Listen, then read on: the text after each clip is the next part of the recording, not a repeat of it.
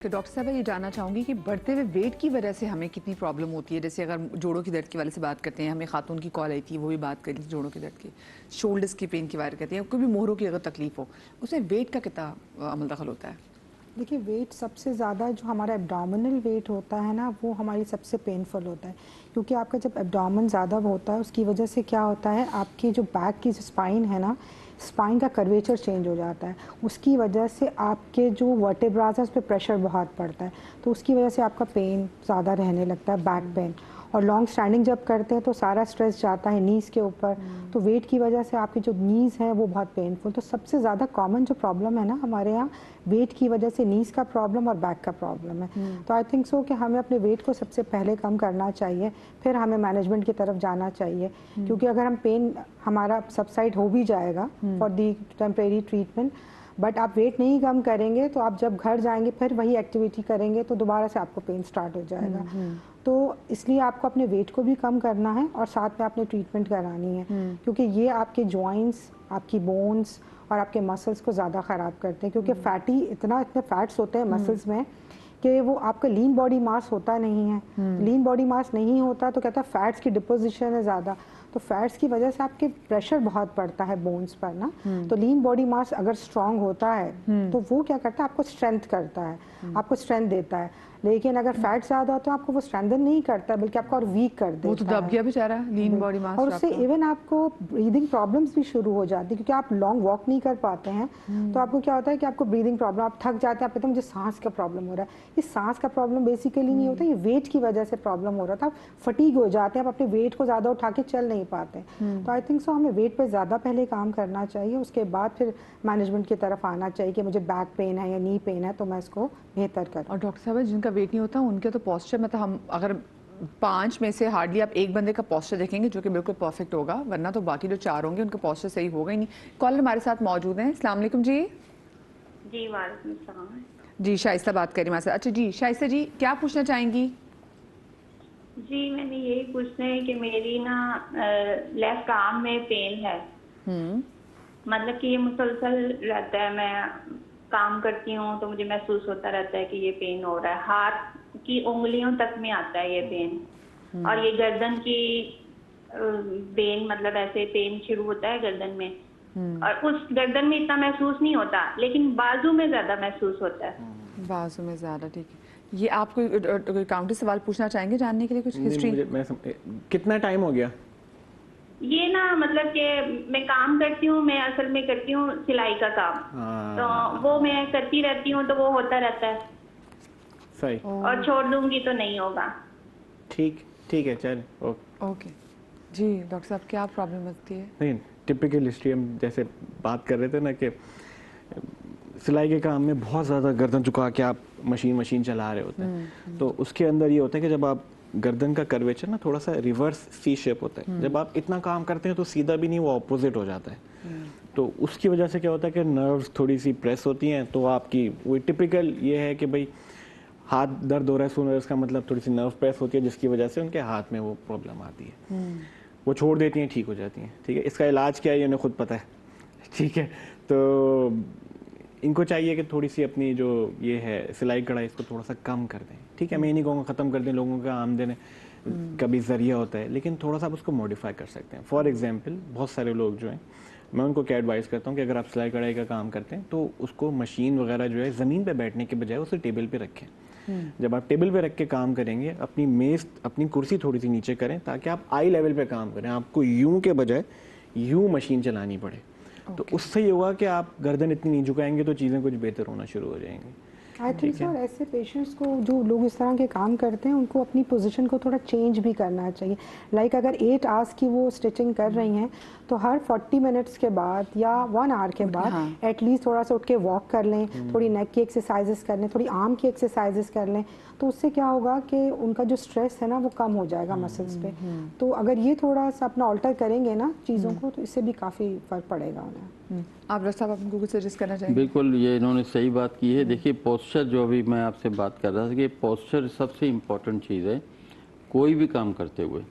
तो जब आप सिलाई का काम कर रही हैं, एक तो आप मुसलसल हो सकता है हाथ को भी यूज़ कर रही हूँ, उसका भी स्ट्रेस होता है, और उसके साथ आप किस पोजीशन में कर रही हैं और कितनी देर तक कर रही हैं। तो ये बड़ा अच्छा सजेशन है कि बीच में गैप दें तो आपकी मसल्स को आराम मिल सके और आपको भी आराम मिल सके, अपनी पोजीशन को बहुत परफेक्ट रखें। तो डॉक्टर साहब ऐसी वैसे कौन सी एक्सरसाइजेज हैं जो कि हम घर बैठ के बड़े आराम से अपने गर्दन की मोहरों के लिए जो है वो कर सकते हैं? असल में सर्वाइकल के लिए बहुत सिंपल एक्सरसाइजेज होती हैं। आप थोड़ी सी नोडिंग एक्सरसाइजेज कहते हैं, पेशेंट को थोड़ा सा टक इन, और ये कहते हैं कि इस तरह से अपने चिन को टक इन और टक आउट, इस तरह से करें, ये करें। सिंपल आपकी नोडिंग एक्सरसाइजेज है। हम नमाज पढ़ते हैं, जो सलाम फेर रहे होते हैं दाई, हम ये थोड़ी सी श्रगिंग कर लें तो इससे हमारे मसल्स काफ़ी रिलैक्स रहते हैं। तो अगर हम ड्यूरिंग अपनी एक्टिविटीज़ इस चीज़ को करते रहें ना तो उससे काफ़ी हमारे मसल रिलैक्स हो जाते हैं।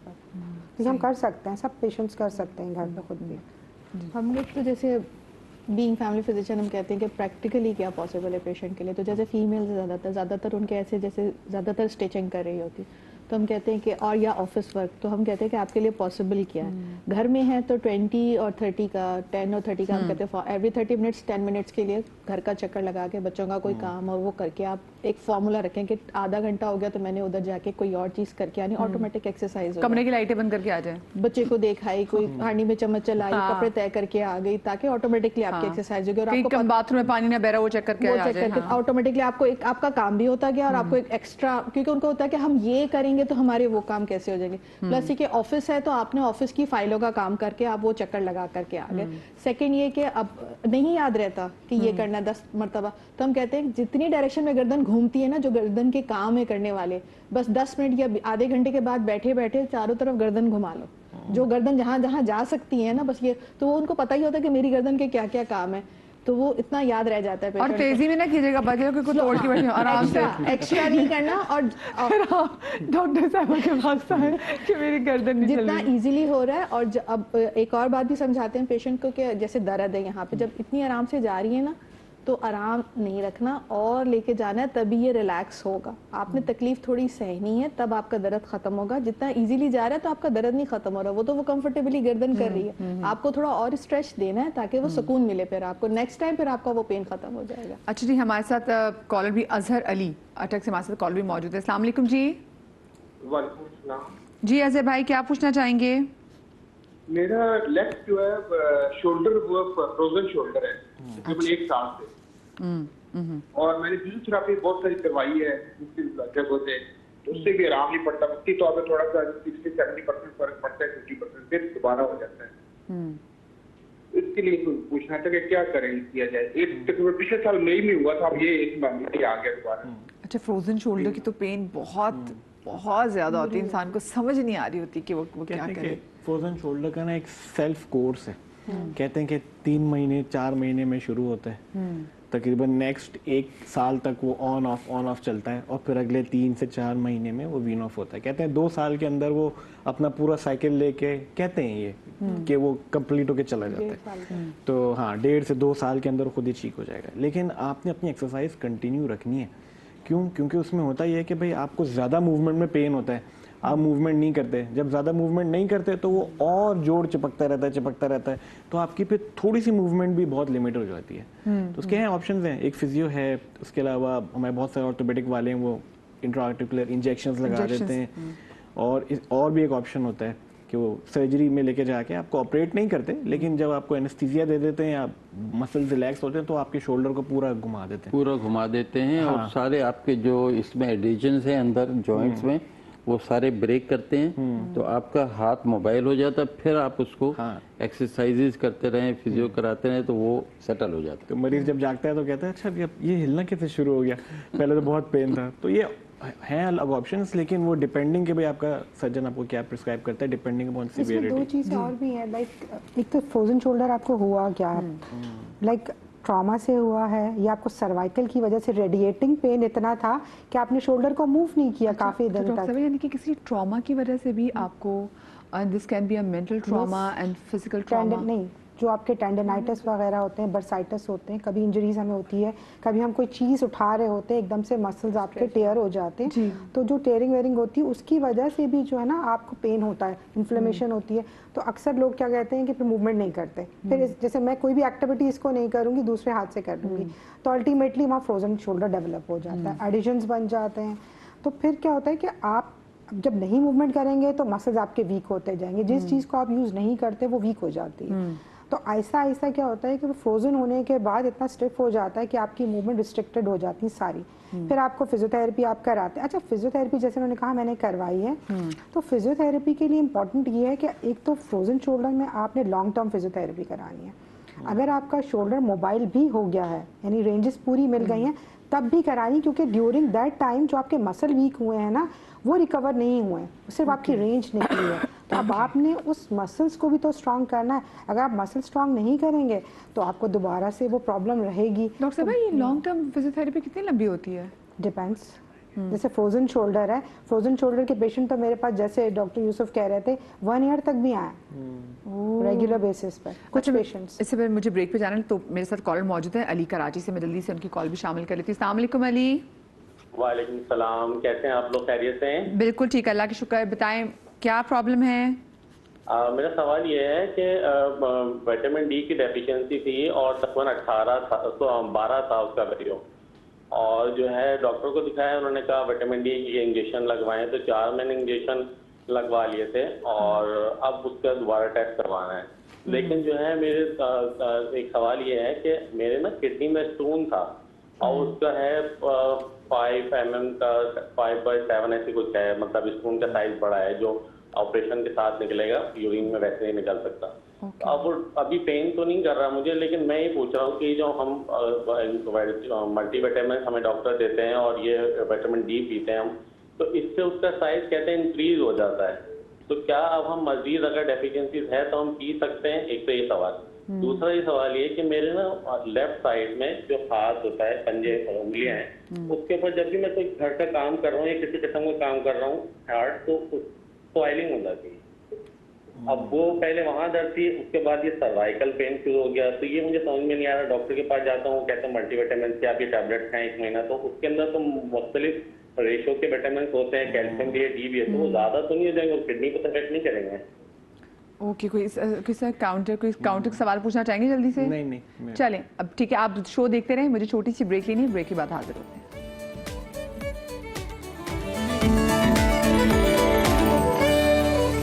Welcome back after the break. और जिन हमारे नाज़रीन ने हमें अभी ज्वाइन किया, हम आपको बताते चलें कि आज हम 3 बेसिकली कोशिश कर रहे हैं कि जो पेन्स होती हैं, जिसमें वर्टिगो है, जिसमें सर्वाइकल है और जिसमें शैटिका की पेन है, हम उसके हवाले से बात कर रहे हैं, क्योंकि ये पेन अगर उनमें से 2 तो ऐसी हैं कि जो लाइफ थ्रेटनिंग तो नहीं है, बट येस ये अंडरलाइन प्रॉब्लम ज़रूर है और बहुत सारी। वो बता रहा होता है कि और ऐसी कौन कौन सी चीज़ें हैं जो कि आपकी बॉडी में डैमेज पड़ी हुई है, जिसको आपको इसका इलाज कराना ज़रूरी है। कॉलर हमारे साथ है ब्रेक पर जाने से पहले अली, और वो जो उनका सवाल था हाथ में दर्द के वाले से। खैर, अली भाई पूछ रहे थे एक तो कि मल्टीविटामिन्स, कैल्शियम का रोल, और मेरी किडनी में भी स्टोन है। ठीक है, तो मैं ये बताता चलूँ कि स्टोन्स की डिफरेंट टाइप्स होती हैं, या तो कैल्शियम के हो सकते हैं, ऑक्सलेट के हो सकते हैं, यूरिक एसिड के हो सकते हैं। तो ज़रूरी नहीं है कि आप मल्टीविटामिन या कैल्शियम लें, विटामिन डी लें तो उससे आपकी स्टोन फॉर्मेशन बढ़ जाए। अगर वो स्टोन निकलने वाला है, सर्जरी वाला है, तो जब भी वो हो तो उसके बाद स्टोन एनालिसिस हो जाए ताकि पता चल जाए। दूसरा, जिस तरह से वो कैफियत बता रहे थे कि मेरे एक उंगली में भी पेन होता है, कोई काम करते सूज जाते हैं, हाथ सूज जाते हैं, तो ये मेरा शक थोड़ा सा यूरिक एसिड पे ज़्यादा जा रहा है कि कहीं यूरिक एसिड वाले प्रॉब्लम्स ना हो। तो वो दूसरी चीज़ है। और तीसरा ये है कि हाँ, अगर आप पाकिस्तान में नेचुरली विटामिन डी कम रहता है। क्यों? क्योंकि वो सनलाइट से बनता है, और हमारी इतनी गर्मी होती है कि अगर आप सनलाइट में निकलें तो फिर आप सनबर्न भी हो सकते हैं। तो रिलेटिवली बेहतर होता है कि आप सप्लीमेंट्स ले लें। हर 3 महीने में अगर आप 3 या 4 उनके जो एम्प्यूल्स होते हैं विटामिन डी वाले, वो पी लें, या मतलब पीना ही आइडियल है, तो उसका कोई नुकसान नहीं है। मतलब ओवर नहीं होती। विटामिन डी की टॉक्सिसिटी 150 लेवल के ऊपर होती है, तो दैट इज़ नॉट पॉसिबल। अगर आप 1 साल तक लगातार लेते रहें तब होगा शायद, लेकिन रूटीन में टॉक्सिसिटी नहीं होगी। और मल्टीविटामिन से भी स्टोन एज सच अमूमन नहीं बनता।